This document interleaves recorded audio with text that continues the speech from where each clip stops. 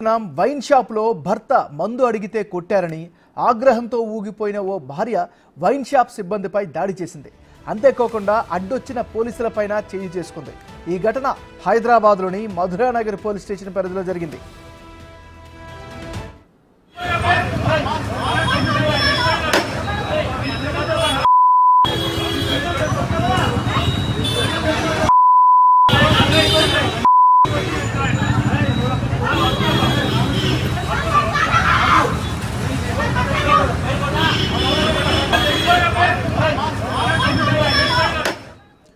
ఓ వ్యక్తి మద్యం కొనేందుకు వైన్ షాప్కి వెళ్ళాడు.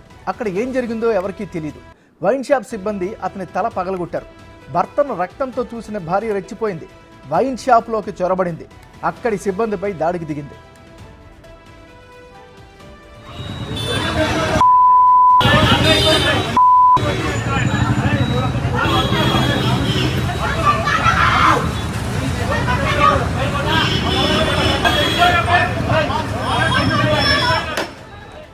మద్యం కొనేందుకు వచ్చిన నా భర్తపై దాడి చేస్తారా అంటూ ఒక్కొక్కరిని ఉతికి ఆరేసింది ఆ మహిళ.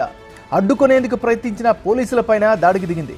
ఎట్టకేలకు ఆమెను కంట్రోల్ చేసిన పోలీసులు వైన్ షాప్ సిబ్బందిపై, ఆ మహిళపై కేసు నమోదు చేశారు.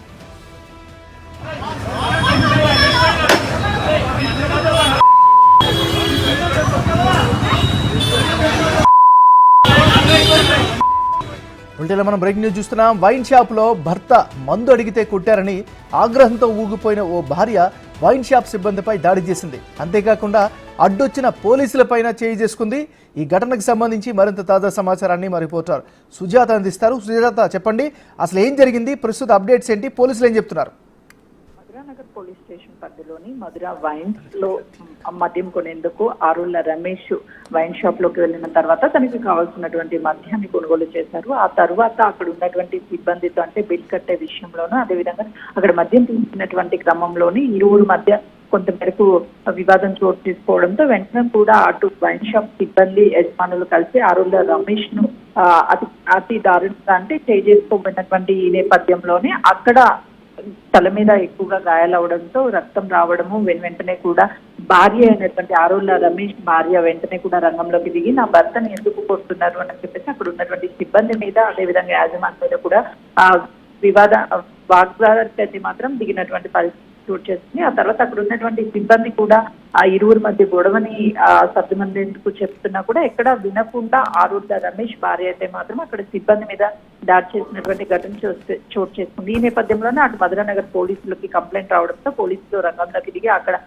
కొంతమేరకు గొడవని సర్దుమని చెప్పే ప్రయత్నం చేస్తున్నటువంటి నేపథ్యంలోనే పోలీసుల మాట కూడా వినకుండా పోలీసులు కూడా ఈ గొడవకి సంబంధించి మీరు ఇన్వాల్వ్ కావద్దు అంటూ వాళ్ళని నెట్టివేసే ప్రయత్నం అయితే మాత్రం చేసినటువంటి విజువల్స్ అన్నిటి కూడా చాలా క్లియర్ గా అక్కడ మధురా వైన్స్ లో రికార్డ్ అయినటువంటి పరిస్థితి ఉంది. మనం బిగ్ టీవీ స్క్రీన్ మీద కూడా చూడొచ్చు. ఎందుకనంటే దాదాపు ఒక గంట సేపు పాటు కూడా ఇరువురి మధ్య అయితే మాత్రము చాలా ఇద్దరి మధ్య గొడవ చోటు చేసుకున్నటువంటి తర్వాత పోలీసులు వెంటనే వచ్చినప్పటికీ కూడా ఆ గొడవ సర్దుమనగడం లేదు. ఎక్కడా కూడా తను కాంప్రమైజ్ అవ్వడం లేదు. ఎందుకు నా భర్త మీద చేయి చేసుకున్నారు, అదేవిధంగా రక్తం వచ్చేంతగా ఎందుకు కొట్టాలి అని చెప్పేసి వాళ్ళందరి మీద కూడా కోపంతో ఊగిపోతూ అక్కడ ఉన్నటువంటి సిబ్బంది మీద కూడా దాడి చేయడానికి యత్నించినటువంటి ఘటన చోటు చేసుకుందని చెప్పుకోవాలి. అటువైపు మధురానగర్ పోలీసులకి మధురా వైన్స్ వాళ్ళు కూడా కంప్లైంట్ చేయడం జరిగింది. ఎందుకంటే దాదాపు గంట సేపు పాటు కూడా ఆ ఇరువురి మధ్య గొడవలు చోటు చేసుకోవడం, ఆ తర్వాత పోలీసులు రావడం, పోలీసుల మాట కూడా అటు ఆరుళ్ల రమేష్ భార్య వినకపోవడంతో పోలీసులు అయితే మాత్రం ఇద్దరి మీద, అంటే అటు వైన్స్ మీద, అదేవిధంగా ఆరుళ్ల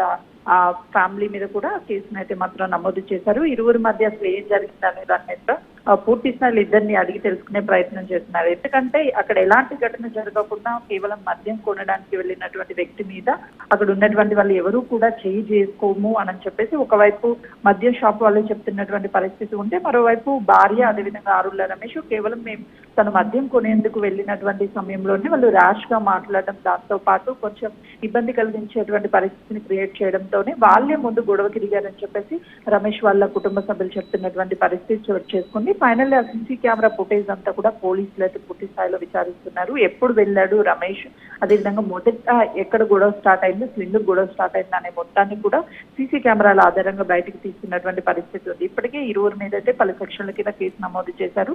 ఆ సీసీ కెమెరా ఆధారంగా మరికొన్ని సెక్షన్ల కింద కేసులు నమోదు చేసే అవకాశం ఉంటుంది. Thank you Sujatha.